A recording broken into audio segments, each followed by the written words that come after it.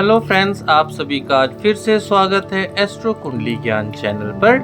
दोस्तों, आज हम आपको बहुत महत्वपूर्ण जानकारी देने जा रहे हैं। हमारी कुंडली में कई प्रकार के योग बनते हैं, तो आज जो योग के बारे में हम डिस्कस करेंगे वो है नीच भंग राजयोग, जो आपको रोडपति से करोड़पति बना सकता है, जो जीरो से आपको हीरो बना सकता है। तो ये आपको देखना होगा कि आपकी कुंडली में क्या ये योग बनता है। तो हम आपको आज पूरी जानकारी देंगे किस तरीके से ये नीच भंग जो योग है ये भंग होता है और कैसे बनता है आपकी कुंडली में और कैसे आपको फल प्रदान करता है। तो लास्ट वीडियो में हमने मारक और कारक ग्रह के बारे में जाना और वो सीरीज़ हमने ख़त्म की, और आज हम एक नया सीरीज स्टार्ट करेंगे हमारी कुंडली के योगों के बारे में। तो पहला योग जो बहुत इम्पोर्टेंट है वो है नीच भंग राजयोग। तो देखते हैं, स्टार्ट करते हैं दोस्तों, कैसे होता है और क्या होता है। ये देखिए दोस्तों, नीच भंग राजयोग हमें क्या क्या प्रदान करता है। धन, पद, प्रतिष्ठा, सुख, संपत्ति सब हमें मिल जाती है। अब जैसे हम नीच भंग से जान पा रहे हैं, तो जो भी ग्रह नीच का होता है उसका भंग हो जाना, मतलब उसकी नीचता को वो खत्म कर देना, तो वो हमारा नीच भंग हो गया और वो राजयोग बना देता है। नीचता को खत्म करने के बाद क्या बना देता है? राजयोग। तो कैसे बनता है ये जानेंगे। इसलिए हमें पहले दोस्तों ये जानना ज़रूरी है कि हमारी कुंडली में कौन सा ग्रह उच्च का होता है, कौन सा नीच का। तो हमने आपको एक वीडियो बताई थी जिसमें हमने आपको पूरी जानकारी दी थी उच्च और नीच ग्रह की बारे में। जैसे मान लिया हमने आपको बताया सूर्य फर्स्ट हाउस में उच्च का होता है, सेवेंथ में वो नीच का। इसी तरह शनि देवता है सेवेंथ में उच्च के हो जाते हैं, फर्स्ट में नीच के। इस तरह गुरु देवता है फोर्थ हाउस में उच्च के और 10th में वो नीच के। तो इसी प्रकार हर एक ग्रह अपने जिस जिस हाउस में उच्च का होता है, नीच का होता है, हमने यहाँ पर आपकी जानकारी के लिए लिख दिया। तो अब हम आगे बढ़ते हैं दोस्तों, स्टार्ट करते हैं ये कैसे होता है। जैसे हमने आपको यहाँ एग्जांपल दिया, हमने लिखा है सूर्य। तो सूर्य फर्स्ट हाउस में उच्च के हो गए, सेकंड में चंद्र हो गए, फोर्थ में गुरु उच्च के हो गए, सिक्स्थ में बुध उच्च के हो गए, सेवन्थ में शनि उच्च के हो गए, 10th में मंगल और 12th में शुक्र उच्च के हो गए। तो अब नीच कैसे हुए? जैसे ही आप देखेंगे फर्स्ट हाउस में सूर्य उच्च के होते हैं, तो 7th हाउस में नीच के होते हैं। तो उनकी 7th दृष्टि, जहाँ भी 7th जाता है, यहाँ से हम हाउस से गिने 1 2 3 4 5 6 7, तो यहाँ पर जाके सूर्य क्या हो जाएंगे? इस घर में नीच के हो जाएंगे। इसी प्रकार से 4th हाउस में गुरु हमारे उच्च के हो जाते हैं, लेकिन ये अपने सामने 7th हाउस पर जाएंगे तो क्या हो जाएंगे? नीच के। जैसे 1 2 3 4 5 6 7, तो यहाँ 10th हाउस में गुरु क्या हो जाएंगे? नीच के हो जाएंगे। और यहाँ मंगल है, तो इसी प्रकार से मंगल 4th हाउस में क्या हो जाएंगे? नीच के, और यहाँ पर क्या है? उच्च के हो जाएंगे। तो ये हमने देखा दोस्तों कि कौन सा ग्रह कैसे नीच का बनता है और कौन सा उच्च का हो जाता है। अब जैसे मान लो हमने आपको एग्जांपल दिया सूर्य देवता। सूर्य देवता जाके यहाँ हमारे 7th हाउस में बैठ, तो 7th में गए तो क्या हो गए? नीच के हो गए। अभी नीचता भंग कैसे होगी? मान लो मैं आपको पहला एग्जांपल ये देता हूँ कि यहाँ पर शनि देवता बैठे हुए हैं। शनि देवता यहाँ क्या है? उच्च के। कैसे हैं? उच्च के।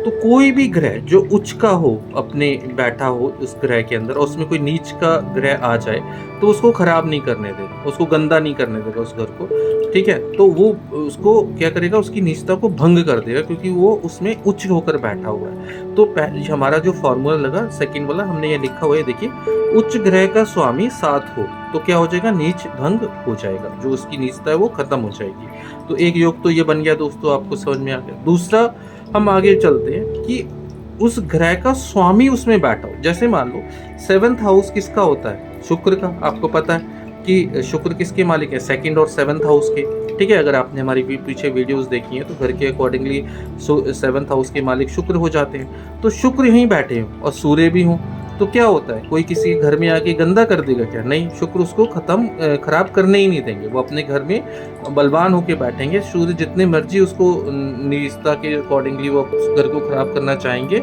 जो मर्जी करने देंगे, लेकिन उस घर को शुक्र देवता खराब नहीं करने देंगे, और वो क्या करेंगे? इनकी नीचता को भंग कर देंगे। तो ये फर्स्ट वाला फॉर्मूला लग गया कि ग्रह का मालिक या स्वामी 7 हो तो वो वहाँ पर बैठ गया।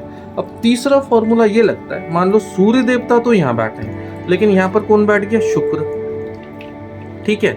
और शुक्र क्या कर रहे हैं? वो हमारे अपने 7th हाउस को देख रहे हैं। यहाँ से क्या कर रहे हैं? उसको देख रहे हैं। तो या मैं आपको दूसरा एग्जांपल देता हूँ। नॉर्मली मान लीजिए यहाँ पर मंगल बैठ गए, ओके, और मंगल क्या कर रहे हैं कि भैया वो यहाँ पर नीच के हो गए, और मंगल यहाँ पर क्या करेंगे? इस घर को खराब करेंगे। लेकिन यहाँ पर आके चंद्र बैठ गए, चंद्र होते हैं फोर्थ के मालिक, ठीक है। अब हमने कहा चंद्र आके बैठ गए, क्योंकि चंद्र इस फोर्थ के मालिक है, इस घर के, ना कि इस घर के, लेकिन वो चंद्र 10th में बैठे हैं, तो वो क्या कर रहे हैं, अपनी पूर्ण दृष्टि 7th वाली इस पर डाल रहे हैं, इस घर पर। तो दृष्टि डालने के अकॉर्डिंगली वो क्या कर रहे हैं, इस पूरे घर पर नजर रख रहे हैं कि कोई मेरे घर को गंदा ना कर दे, खराब ना कर दे।